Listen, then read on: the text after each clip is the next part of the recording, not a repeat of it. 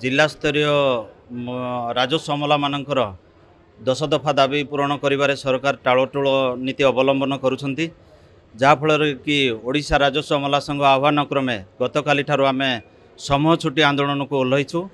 आउ ए आंदोलन सेही पर्यंत जारी रहबो जो पर्यंत आमर दाबी पूरण न होईछि आउ एइथिरे जदि जनसाधारणकर जहाँ किछि असुविधा हबो सेति सरकार दायी रहिबे। गत मास 9/7/2025 रे सरकार आमर संघ को डाकिथिले आलोचना कले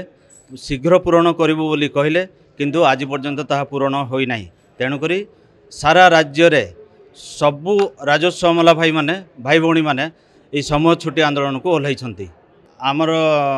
पंचायत राज डिपार्टमेंट जेमती कि ब्लॉक ऑफिस जिला परिषद ऑफिस राजस्व विभागर तहसील कार्यालय आउ जिलापाल कार्यालय उपजिलापाल कार्यालय एथिरे आसुची आईसीडीएस डीएसडब्ल्यू डीडब्ल्यू एमती सब कार्य आमर राजस्व अमला माने कार्यरत अछंती जहाँकि से प्रभाव हम। आमर राजस्व अमला संघ 10 दफा दाबी नहीं आज